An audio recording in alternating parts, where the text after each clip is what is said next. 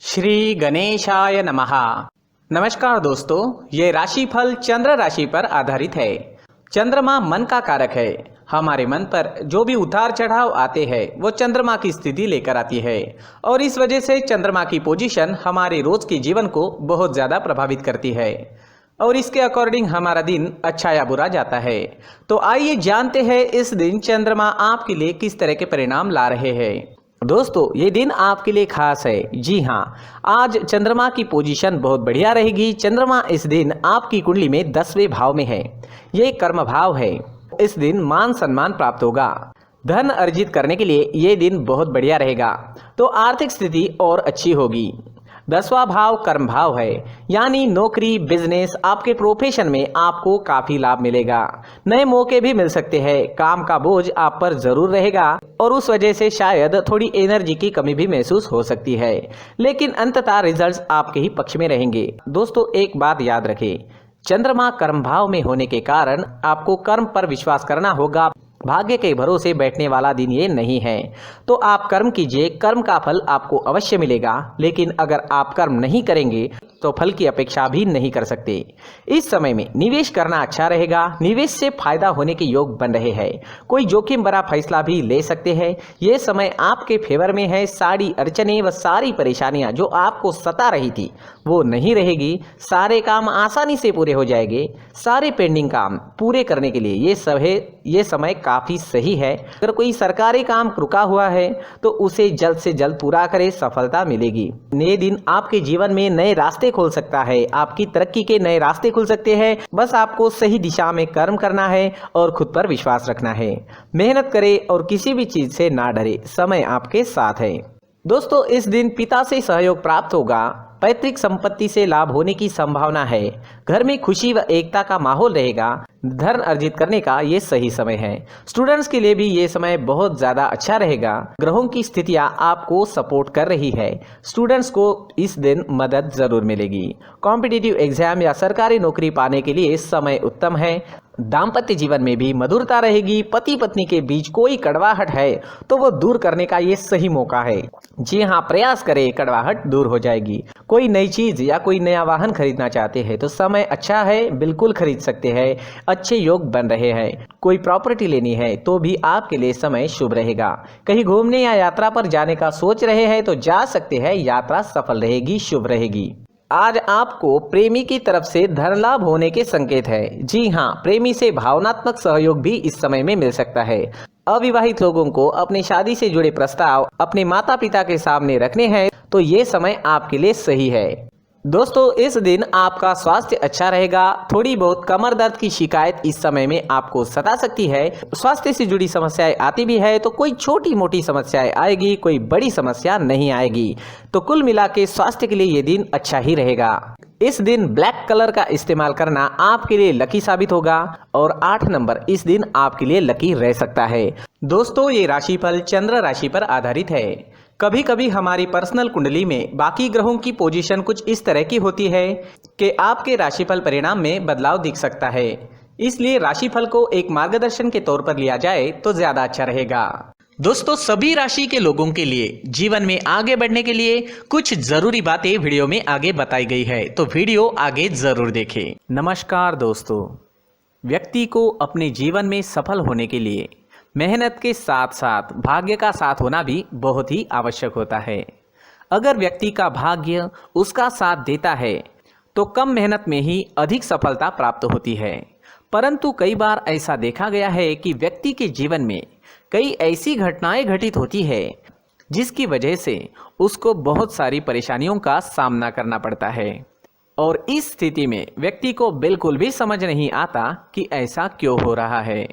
दरअसल आपके घर में ही कुछ ऐसी चीजें होती है जो हमारे भाग्य को प्रभावित करती है, हमारे जीवन को प्रभावित करती है और उन चीज़ों के आसपास होते हुए भी हमें वो चीज़ें नज़र नहीं आती। वह चीज़ें हमारे चारों तरफ एक अजीब सा घेरा बनाकर रखती है, परंतु हम उसको नहीं देख पाते।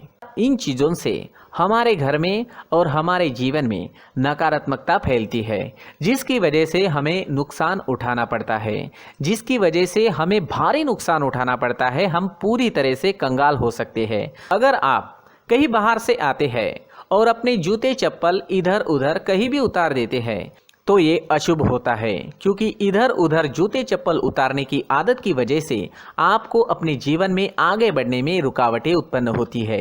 इससे उन्नति में बाधा आती है। इसलिए आप अपने जूते चप्पलों को उनकी जगह पर ठीक प्रकार से रखें। दोस्तों, काफ़ी लोगों को इस तरह की आदत होती है, कहीं से भी बाहर से आते हैं, कहीं भी जूते चप्पल फेंक देते हैं, कहीं पर भी उतार देते हैं।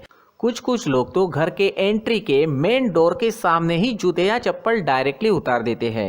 ये तो बहुत ही गलत है। साथ ही कुछ लोग जूते चप्पल उल्टे रख देते हैं, उस पर ध्यान नहीं देते। लेकिन इन चीज़ों पर ध्यान देना बहुत ज़रूरी होता है और जूते चप्पल हमारे जीवन को बहुत ज़्यादा प्रभावित करते हैं। दोस्तों, ध्यान रखें, जूते चप्पल हमेशा साफ सुथरे रखें और उनको उनकी जगह पर रखें। उनके लिए एक स्थान बनाएं, उस स्थान पर रखें। अगर कोई व्यवस्था उनके लिए की है तो बहुत ही अच्छी बात है, वहां पर उन्हें रखें, साफ सुथरा रखें। जूते चप्पलों को उनकी जगह पर कुछ इस तरह से रखें कि वो देखने में भी अच्छी लगे। अगर वो चीजें देखने में अच्छी लग रही है तो फिर उनसे निगेटिव एनर्जी उत्पन्न होने की संभावना बिल्कुल भी नहीं रहेगी।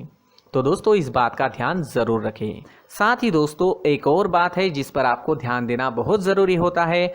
हमारे घर के छत के ऊपर जिन चीज़ों का हमें काम नहीं होता है उन्हें हम घर के छत के ऊपर रख देते हैं। ऐसा करते करते देखेंगे तो घर के छत के ऊपर कबाड़ जमा दिखता है। जी हाँ, जो चीज़ें हमें लगता है आगे जाके हमारे काम में आ सकती है वो हम घर के ऊपर रख देते हैं, लेकिन वो चीज़ें तो काम में नहीं आती। हमारे जीवन पर वो चीज़ें बहुत ही गहरा निगेटिव इफेक्ट डालती है। इसलिए हमारे घर के ऊपर का जो भी एरिया है वो पूरी तरह से साफ सुथरा रखें। जी हाँ, साफ सुथरा रखना है और एक भी बिना काम की चीज हमारे घर के ऊपर नहीं रखनी है। दोस्तों, नहीं तो हम जीवन में मेहनत करते ही रहेंगे और हम जितना पा सकते हैं उतना नहीं पा सकेंगे, क्योंकि ये चीजें हमें कहीं ना कहीं हमारे जीवन में पीछे रखेगी। इस वजह से घर के छत को पूरी तरह से साफ रखें, पूरी तरह से साफ सुथरा रखें, क्लीन रखें।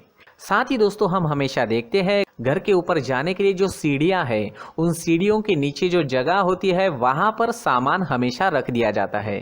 वो जगह ही ऐसी है कि सामान को खींच ही लेती है। वहां पर आपको कुछ ना कुछ सामान मिलेगा ही। जिन लोगों को पता नहीं है उनके घर आपको सामान मिलेगा ही, लेकिन जिन्हें पता है वो लोग हमेशा सीढ़ियों के नीचे की जगह साफ सुथरी रखते हैं और एक भी चीज वहां पर आपको नहीं मिलेगी। क्योंकि अगर हम सीढ़ियों के नीचे सामान रखते हैं तो हमारी उन्नति होना बहुत ही मुश्किल है। जी हाँ, सीढ़ियों के नीचे कूड़ा कचरा कबाड़ अगर हम जमा करके रखते हैं, कोई भी सामान रख देते हैं, तो उस वजह से माँ लक्ष्मी हम पर प्रसन्न नहीं होती। माँ लक्ष्मी हमारे घर में आने की संभावना बहुत ज़्यादा कम हो जाती है। तो दोस्तों, इन चीज़ों पर ध्यान रखें। हमारे घर की जो सीढ़ियाँ होती है उनकी नीचे की जगह हमेशा साफ सुथरी रखें, क्लीन रखें।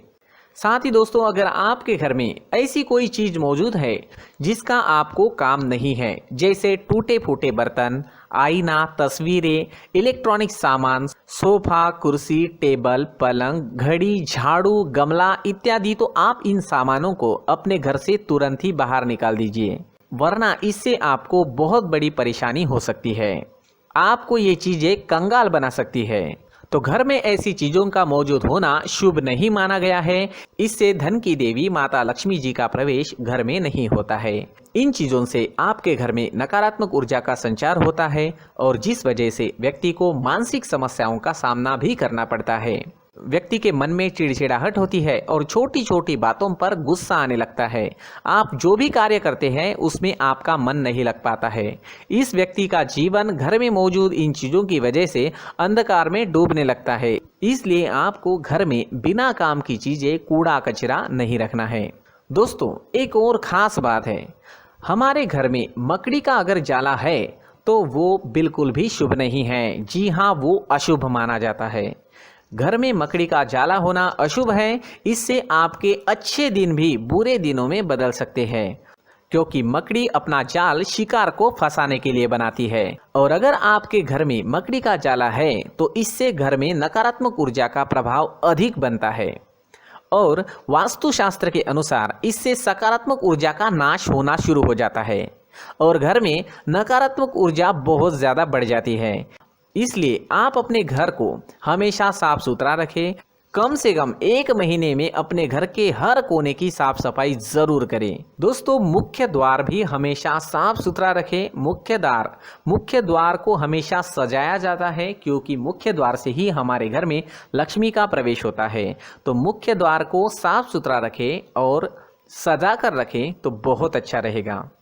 इससे मानसिक रोग और घर की परेशानियां दूर हो जाएगी, धन की कोई कमी नहीं रहेगी और इसके साथ साथ आय के नए स्रोत भी खुलने लगेंगे। इसी के साथ और कुछ चीज़ें हैं, जैसे टूटी फूटी जो भगवान की मूर्तियां होती है वो हमारे घर में नहीं रखनी चाहिए। साथ ही जो भगवान के पुराने फोटो है जो जमा करके रखे हुए होते हैं, तो दोस्तों वो चीज़ें नहीं रखनी चाहिए। जो भगवान के फोटो या भगवान की मूर्तियाँ जो घर के मंदिर में हैं, बस वहाँ तक सीमित है। अगर आपके घर के शोकेस में भी वो मूर्तियाँ रखी है, कुछ फोटो रखे थे, उन्हें भी साफ करते रहना चाहिए। जिन चीज़ों को हम मेंटेन नहीं कर पाते, साफ नहीं रख पाते, उन चीज़ों को घर से हटा देना ही आपके लिए अच्छा रहेगा। साथ ही दोस्तों, कुछ तस्वीरें हैं, जैसे डूबते नाव की तस्वीर या फिर झगड़े की तस्वीर या फिर कुछ ऐसी तस्वीरें होती है जो देखते ही हमें समझ में आ जाता है कि ये तस्वीर निगेटिविटी दर्शा रही है। इस तरह की तस्वीर भी आपको आपके घर में नहीं रखनी है। जी हाँ, इस तरह की तस्वीर लगाने से भी हमारे जीवन में उसी तरह की घटनाएं घटित होना शुरू हो जाता है।